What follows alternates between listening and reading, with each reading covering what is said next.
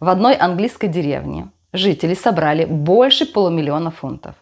Не на больницу, не на церковь, не на школу, на старый паб. Почему? Неужели британцы так любят пиво? Здравствуйте, друзья! Меня зовут Галина, вы на канале «Англия в деталях». И сегодня мы попробуем разобраться, почему же британцы готовы спасать свои пабы.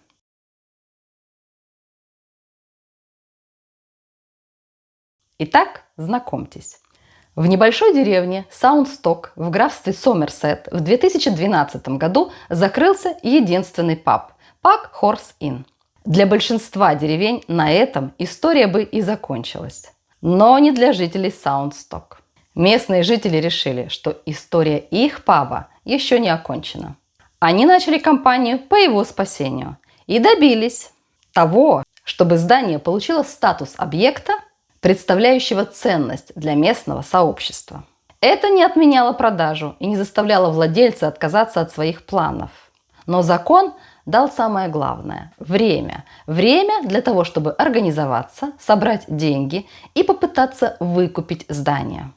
Активисты выпустили общественные акции. К компании присоединилось более 200 инвесторов. Они разработали проект по восстановлению паба, и к сентябрю 2016 года было собрано ни много ни мало 685 тысяч фунтов. Этого было достаточно, чтобы выкупить здание. А вместе с последующей реставрацией стоимость всего проекта превысила 1 миллион фунтов. После реконструкции в марте 2018 года Pag Horse Inn снова открыл свои двери. В деревне живут всего 460 человек. Все они теперь являются владельцами паба. Когда журналисты спрашивали жителей, зачем они все это сделали, никто не отвечал, потому что мы любим пиво. Смысл ответов был другим. Если исчезнет паб, деревня перестанет быть деревней. Эта история далеко не единственная. По всей Великобритании уже существует сотни пабов, принадлежащих местным сообществам. Если вам интересна Англия не по открыткам, а по таким живым историям, подписывайтесь на канал. Здесь мы как раз разбираем вещи, которые на первый взгляд кажутся мелочами, а потом вдруг оказывается, что за ними стоит целая культура. Так почему же паб может быть настолько важен? Чтобы это понять, придется ненадолго заглянуть в историю английских пабов.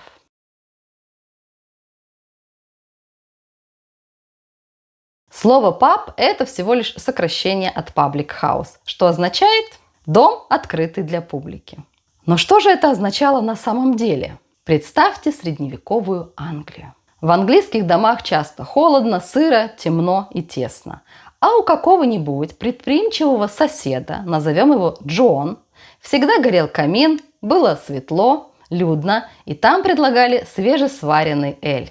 Постепенно к нему начали заглядывать соседи. Сначала, чтобы выпить кружку пива, погреться. Потом обсудить новости, встретиться с друзьями, познакомиться с приезжими. Так постепенно дом Джона стал местом, где собиралась вся деревня. Именно из таких домов со временем и выросли английские пабы. Британцы до сих пор воспринимают паб не как бар, а как часть своей повседневной жизни. Конечно, в Англии существовали разные заведения. Эль-хаус – простой дом, где продавали собственный эль. Таверна – более престижное место, где пили привозное вино. Inn – постоялый двор для путешественников. Но именно паблик-хаус стал тем местом, которое объединяло местных жителей. Для многих британцев паб – это там, где тебя знают.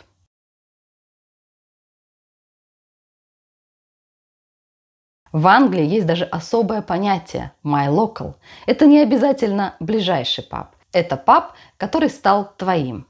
Британцы любят шутить. Можно сменить работу, политические взгляды, адрес, даже супруга. А вот свой локал – никогда. И дело совсем не в пиве. Бармен знает, что ты обычно заказываешь. Постоянные посетители знают тебя по имени. И если ты несколько недель не появляешься, то обязательно кто-нибудь спросит: «Все в порядке? Тебя давно не было?»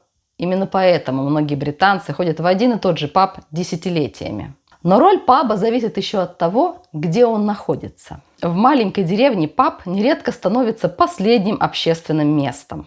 Он часто заменяет и почту, и мэрию, и клуб знакомств. Здесь встречаются соседи, проводятся благотворительные вечера. обсуждаются местные новости. Неудивительно, что исчезновение паба для такой деревни становится настоящей потерей. В городе все немного иначе. Здесь паб уже не центр деревенской жизни, а скорее спасение от одиночества. Сюда приходят поболеть за любимую команду или просто тихо посидеть у камина. Здесь играют в дартс, до сих пор собираются за партиями в домино или карты. Но главным событием недели для многих пабов становится паб-квиз – интеллектуальная викторина. По вторникам или четвергам пабы заполняются командами друзей, коллег, соседей. Они платят по фунту за вход, скидываются в общий банк и отвечают на вопросы их ведущих. Спорят, смеются, подтрунивают друг над другом. Многие команды играют одним и тем же составом годами. Приз обычно символический. Это может быть бутылка вина или ваучер на ужин. А команда, которая оказалась в самом конце таблицы, часто получает утешительный приз. Это может быть пачка чипсов или огромный кабачок, выращенный самим хозяином паба. Когда британец говорит «сегодня вечером я иду в паб», это вовсе не всегда означает, что он собирается пить пиво. Вполне возможно, что он идет спорить с друзьями о том, кто написал Гамлета и сколько планет в Солнечной системе. Почти у каждого английского паба есть свое название.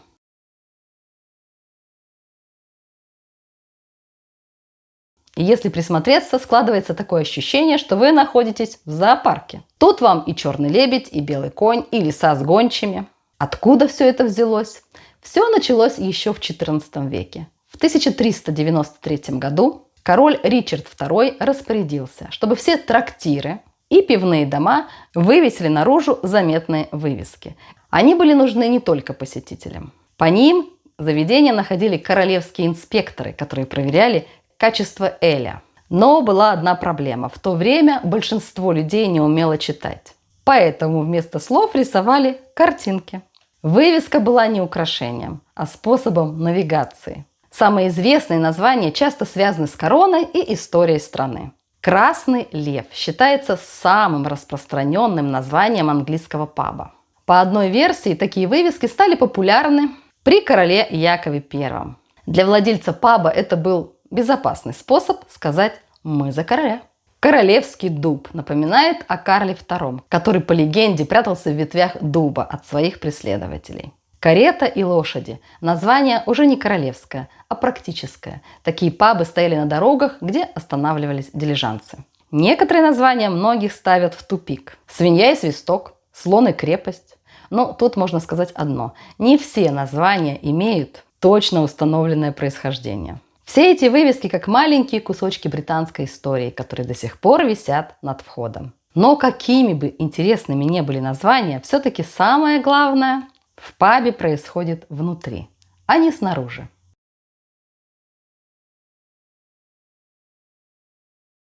Помню, когда мы впервые с мужем пришли вечером в английский паб, чтобы встретиться с друзьями, я ожидала увидеть обычный бар, а вокруг были дети. И собаки. Честно говоря, тогда для меня это показалось странным. В моем представлении вечером дети должны спать дома в своих кроватях, а не сидеть в пабе вместе с родителями. Да и собаки, честно говоря, не вписывались в эту картину. Но довольно быстро я поняла, что английский паб – это совсем не то, что мы обычно представляем при слове паб. Совсем не обязательно заказывать алкоголь.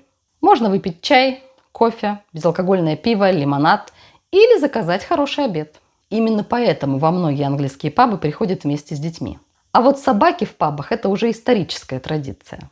Когда фермеры, охотники и путешественники заходили в паб отдохнуть, собаки шли вместе с ними. Поэтому сегодня собака, лежащая в пабе под столом, никого не удивляет. Для британцев это совершенно обычная картина. Есть еще одна традиция, без которой английский паб трудно представить. Воскресный обед – Sunday roast. Для многих британских семей это настоящий еженедельный ритуал. Еще несколько лет назад воскресный обед готовили дома. Сегодня все больше семей предпочитают идти в паб. У Sunday roast есть свои обязательные блюда. Запеченное мясо, жареный картофель, овощи, йоркширский пудинг и подлива. Для британцев это настоящее культовое блюдо. У многих есть свой любимый паб для Sunday roast. Они с удовольствием спорят, где вкуснее ростбиф, у кого лучше получается йоркширский пудинг. а где подают самую вкусную подливу. Именно в этот день английский паб меньше всего похож на место, куда приходят выпить пиво. Как понять, что в английском пабе все свои?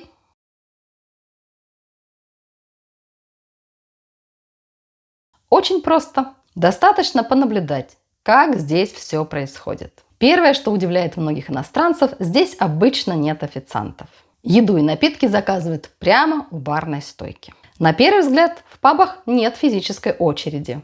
Но бармен и все стоящие у стойки отлично знают, кто пришел первым. И если вы пришли к компании, не вздумайте заказывать пиво каждый сам себе. Первый человек говорит «мой раунд» и покупает выпивку на всех. Затем покупает другой. Сказать «ой, я выпью только одну и мне пора бежать», то есть в переводе «я не буду платить за других», считается дурным тоном. Но у любого хорошего вечера есть свой финал. В английском пабе этот момент тоже легко узнать. Бармен громко объявляет «Last orders» – последние заказы. Еще несколько минут, и стойка закрывается.